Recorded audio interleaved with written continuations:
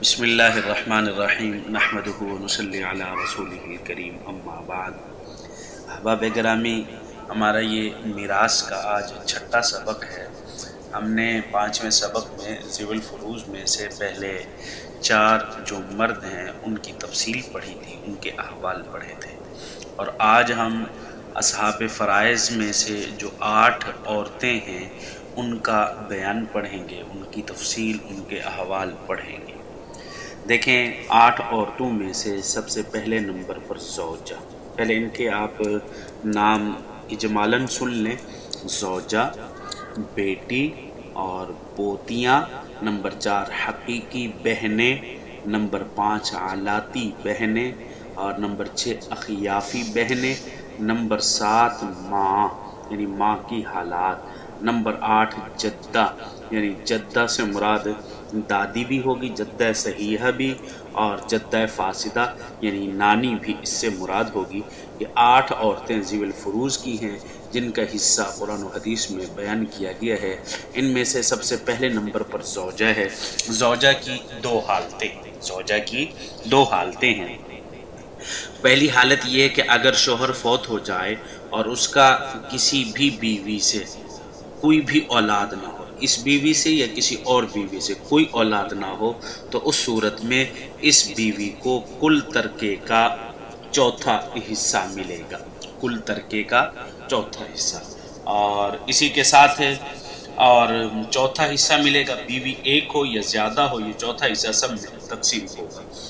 اور اس کے ساتھ آگے ہے دوسری حالت، اگر شوہر فوت ہو جائے اور اس کا کسی بھی بیوی سے کوئی اولاد موجود نہ ہو شوہر کی، تو موجود ہو، پہلی صورت ہے کہ موجود نہ ہو، اب یہ دوسری صورت یہ ہے کہ اس کی اولاد موجود ہو، مذکر یا مؤنث اولاد موجود ہو اس بیوی سے یا کسی اور بیوی سے، تو اس صورت میں بیوی کو کل مال کا 8واں حصہ ملے گا، جسے ہم اٹھوک بھی کہتے ہیں، یعنی 1/8۔ اور آگے دوسرے نمبر پر بیٹی ہے۔ بیٹی کی بھی 3 حالتیں ہیں۔ اگر میت کی اولاد میں صرف ایک بیٹی ہے اور کوئی نہیں ہے ذوی الفروض میں سے، تو اس صورت میں بیٹی کو یعنی صرف بیٹی ہے اور بیٹا وغیرہ کوئی بھی نہیں ہے، نہ ساتھ کوئی اور بیٹیاں ہیں، تو اس صورت میں بیٹی کو کل مال کا آدھا ملے گا، یعنی نصف ملے گا۔ ہم اس کو یوں بھی کہہ سکتے ہیں 1/2 یعنی نصف ملے گا۔ اور دوسری حالت بیٹی کی، دوسری حالت یہ کہ جب میت کی اولاد میں 2 یا 2 سے زیادہ بیٹیاں ہوں، بیٹا نہ ہو، صرف مؤنث اولاد ہو، بیٹیاں ہوں، لیکن بیٹیاں 1 سے زائد یعنی 2 ہوں یا 2 سے زائد ہوں، تو اس وقت ان کو ثلثان ملے گا۔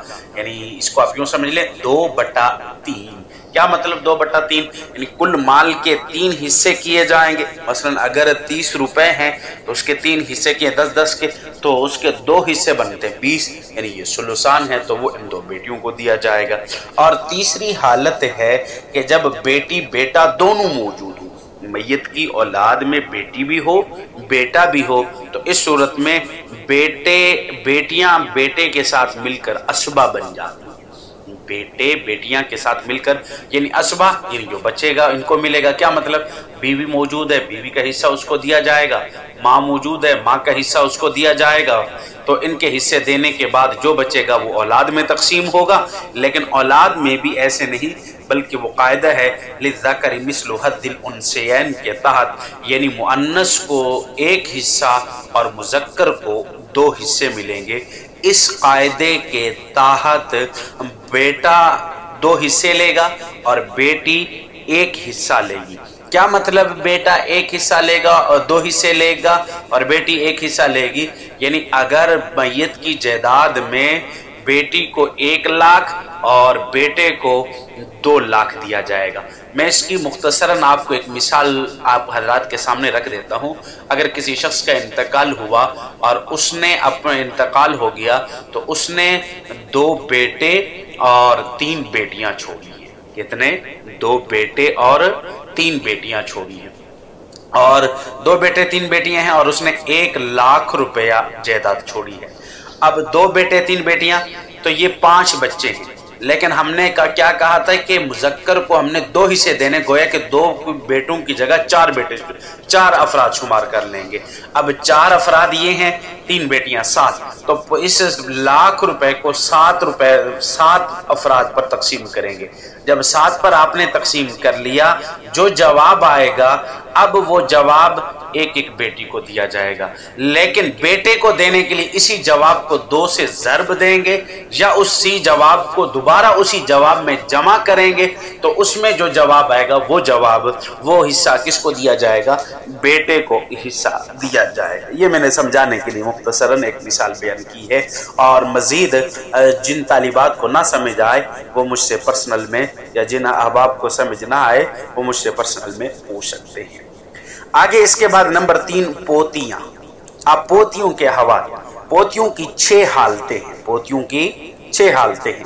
نمبر 1، جب پوتی میت کی 1 پوتی ہو اور کوئی اولاد نہ ہو تو اس صورت میں نصف ملے گا اس پوتی کو، یعنی 1/2۔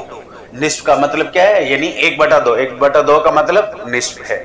اور دوسری صورت یہ ہے کہ جب میت کی 2 یا 2 سے زیادہ پوتیاں موجود ہوں تو اس صورت میں 2 ثلث ان کو ملے گا۔ ایک بات ذہن میں رکھیں کہ جب میت کے پاس مؤنث اولاد ہو، یعنی بیٹیاں ہیں یا پوتیاں ہیں اور کوئی مذکر نہیں ہے، تو مؤنث کو زیادہ سے زیادہ حصہ 2 ثلث تک دیا جاتا ہے۔ اگر کئی بھی جمع ہو جائیں تو ان کو سب ملا کر 2 ثلث تک پہنچایا جائے گا، 2 ثلث سے زائد ان کو حصہ بالکل مؤنث کو نہیں دیا جاتا شرط۔ تو اب دوسری حالت یہ کہ میت کی جب 2 یا 2 سے زیادہ پوتیاں ہوں تو ان کو کتنا حصہ ملے گا؟ 2/3 یعنی 2 ثلث ملے گا۔ اور تیسری حالت یہ کہ جب میت کی پوتی کے ساتھ میت کی 1 بیٹی بھی آ جائے، میت کی پوت ہے، میت کی 1 بیٹی بھی آ جائے، وہ بھی وارث میں ہو، تو اس صورت میں پوتی کو کتنا ملے گا؟ پوتی کو 1/6 چھٹا حصہ ملے گا۔ اب ذرا دیکھیے، ہم نے بیٹی کے احوال میں پیچھے پڑھا ہے، جب بیٹی 1 کو تو اس کو کتنا ملے گا؟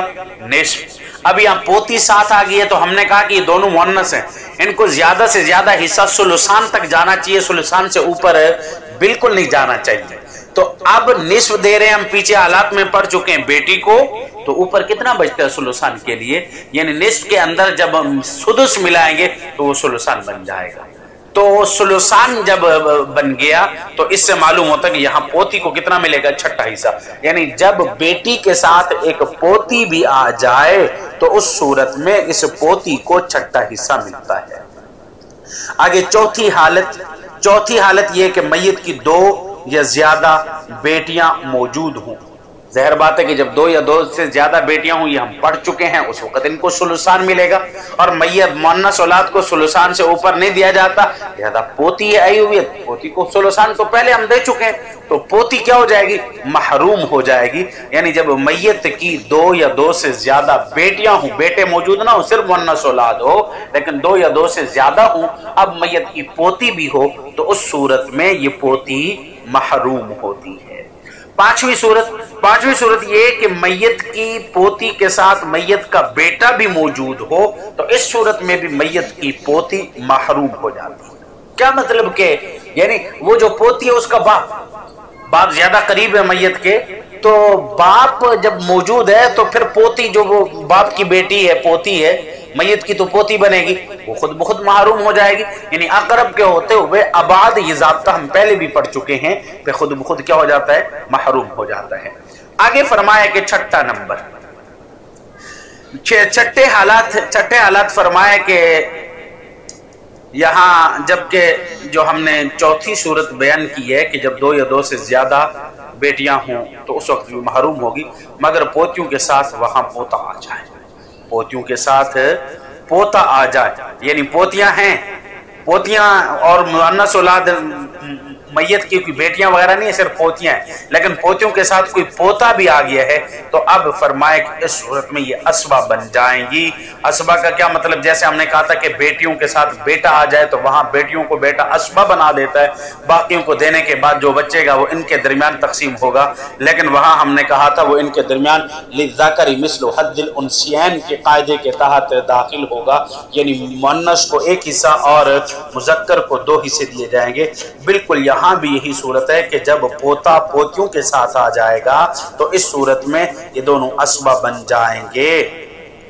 تو اب جب پوتیاں، دو پوتیاں اور ایک پوتا کے برابر یعنی اسبہ بن جائیں گے، اب یہاں پوتی کو 1 اور پوتے کو 2 حصے دیے جائیں گے. یہ مختصراً میں نے 3 حالات آپ حضرات کے سامنے بیان کیے ہیں. اللہ رب العزت ہمیں نیک عمل کرنے کی توفیق عطا فرمائے. وآخر دعوانا الحمدللہ رب العالمین.